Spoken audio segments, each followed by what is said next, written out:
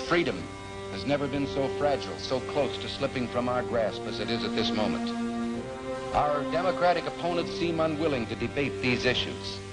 Those who would trade our freedom for the soup kitchen of the welfare state have told us they have a utopian solution of peace without victory. They call their policy accommodation.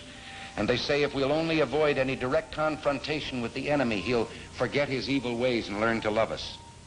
All who oppose them are indicted as warmongers. By committing an immorality so great as saying to 1 billion human beings, now you can give up your dreams of freedom, because to save our own skins, we're willing to make a deal with your slave masters. Alexander Hamilton said, a nation which can prefer disgrace to danger is prepared for a master and deserves one. Now let's set the record straight.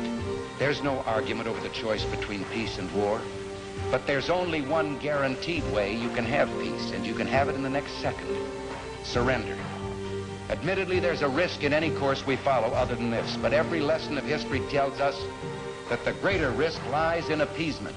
And this is the specter our well-meaning liberal friends refuse to face, that their policy of accommodation is appeasement.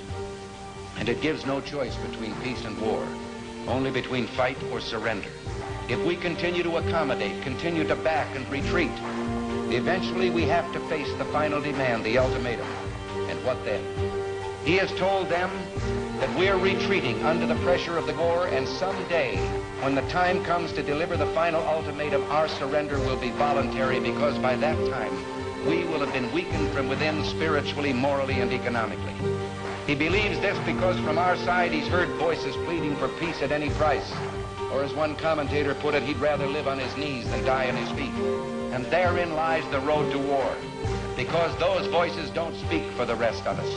You and I know and do not believe that life is so dear and peace so sweet as to be purchased at the price of chains and slavery. If nothing in life is worth dying for, when did this begin? Just in the face of this enemy? Or should Moses have told the children of Israel to live in slavery under the Pharaohs? Should Christ have refused the cross? Should the patriots at Concord Bridge have thrown down their guns and refused to fire the shot heard round the world? The martyrs of history were not fools. And our honored dead, who gave their lives to stop the advance of the Nazis, didn't die in vain. Where then is the road to peace? Well, it's a simple answer after all. You and I have the courage to say to our enemies, there is a price we will not pay. There is a point beyond which they must not advance.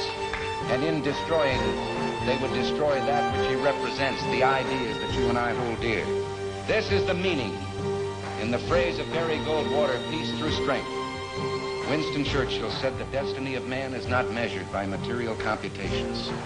When great forces are on the move in the world, we learn we're spirits, not animals.